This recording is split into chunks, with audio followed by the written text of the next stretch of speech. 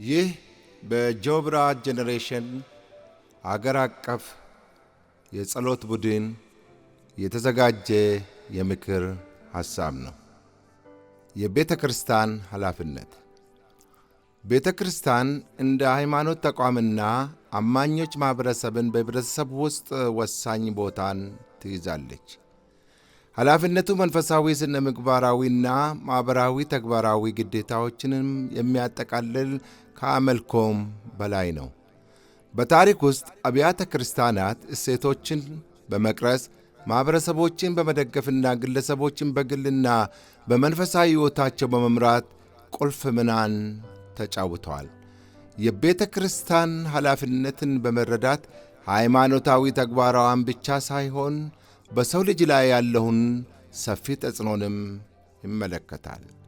መመሪያ 1 መንፈሳዊ መመሪያ። የቤተ ክርስቲያን ዋና ኃላፊነት መንፈሳዊ መመሪያን መስጠት ነው።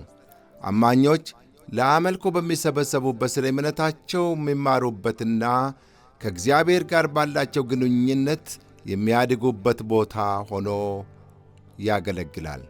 ቤተ ክርስቲያንን በማስተማር በመስበክና እንደ ጥምቀት፣ ቁርባን፣ ሌሎችንም ሥርዓቶችን በማስተዳደር የአባላቶቿን መንፈሳዊ እድገትን ታሳድጋለች።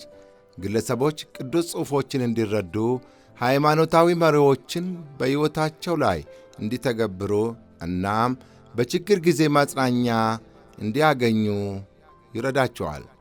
ቤተ ክርስቲያን መንፈሳዊ እድገትን በማጎልበት ለመንጋዋ የእረኝነትን ሚና ትጫወታለች። ሁለተኛ፣ የሞራል አመራር። ከመንፈሳዊ እንክብካቤ ባሻገር ቤተ ክርስቲያን ጽድቅን፣ ንጽሕናን የመስፋፋት የሞራል ኃላፊነት አለባት። የሥነ ምግባር መመዘኛዎችም ብዙውን ጊዜ በሚለዋወጡበት ዓለም ቤተ ክርስቲያን ለእውነት፣ ለርኅራኄ፣ ለይቅርታና ለፍትሕ እንደ ቋሚ ድምፅ ሆና ትቆማለች። አማኞች ቀና ሕይወት እንዲኖሩ በታማኝነትና በፍትሐዊነት እንዲሠሩ እና ሌሎችንም እንዲደርሷቸው እንዲወዱም ታበረታታለች።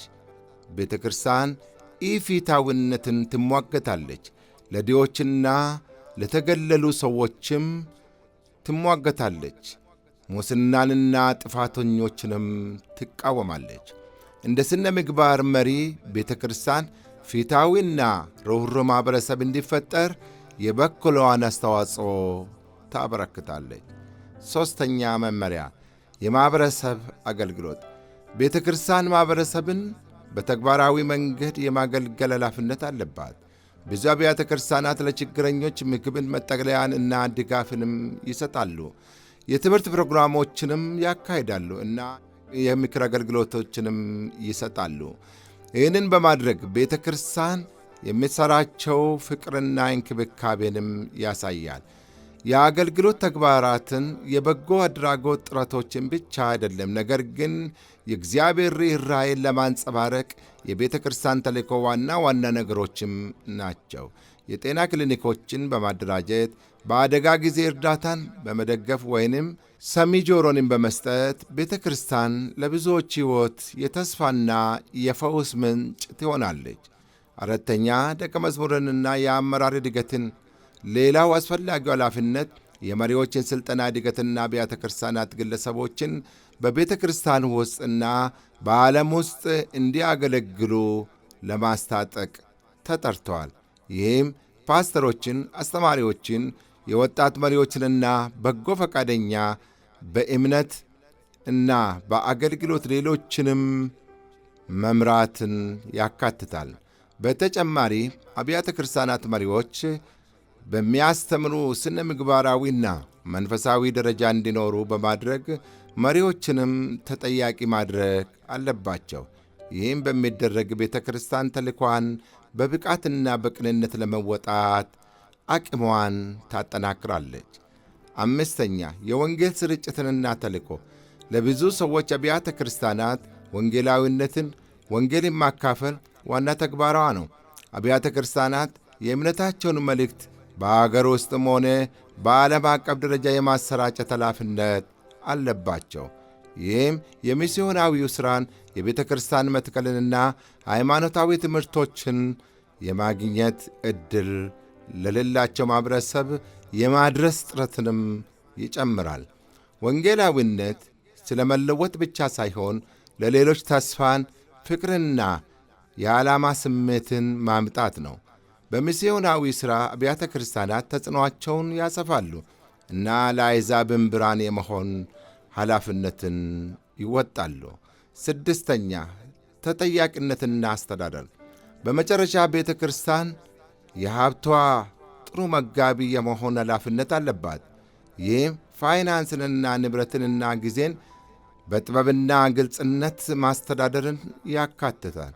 አብያተ ክርስቲያናት እንደ መጎሳቆል፣ ስነ ምግባር ጉለት ወይም በመዋቅራቸው ውስጥ ያለ አግባብን መጠቀምን የመሳሰሉ ጉዳዮችን መፍታት አለባቸው። አብያተ ክርስቲያናት ራሳቸውን ተጠያቂ ሲያደርጉ የአባሎቻቸው አመኔታን ያገኛሉ እና ንጹሕ አቋማቸውንም ይጠብቃሉ። ኃላፊነት የሚሰማው መጋቢነት ቤተ ክርስቲያን የምታስተምረውን እሴት የሚያንጸባርቅ ሲሆን በማኅበረሰቡ ውስጥ አዎንታዊ ኃይል እንዳላት ያረጋግጣል። ለሀገር መጸለይ መጽሐፍ ቅዱሳዊ መሠረት አለው። 1 ጢሞቴዎስ 2:1-2 ስታነቡ እንግዲህ ከሁሉ በፊት ልመናን፣ ጸሎትን፣ ምልጃንና ምስጋናን ለሰዎች ሁሉ ስለ ነገሥታት በሥልጣንም ላይ ላሉት ሁሉ እንዲደረጉ እግዚአብሔርን በመምሰልና በቅድስና ሁሉ በሰላም በጸጥታ እንድንኖር ይመክረናል። ይህ ክፍል የሚያስተምረው ለመሪዎች መጸለይ አማራጭ አይደለም፣ የቤተ ክርስቲያን መንፈሳዊ ግዴታ ነው። 2ኛ ቤተ ክርስቲያን ለሀገርና ለመሪዎች መጸለይ ያለባት ምክንያቶች ለእግዚአብሔር መታዘዝ ነው። በቅዱሳትም መጽሐፍም ታዘዋል።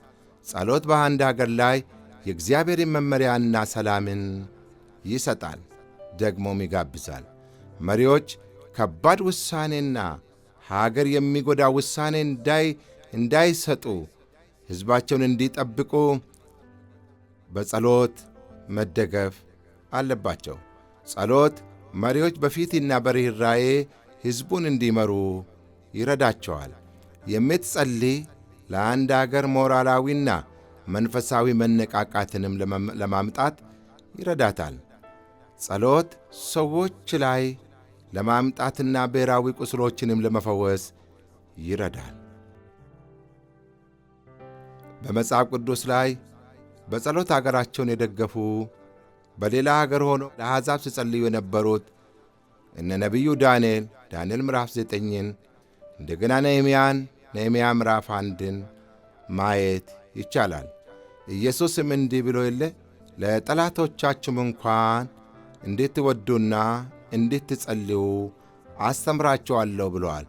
ማቴዎስ 5:44 ለአገራችን ኢትዮጵያ እንጸልያለን። እግዚአብሔር በምሕረት ኢትዮጵያን ይባርካት፣ ይጎበኛት፣ ምሕረትም ያድርግላት። አሜን።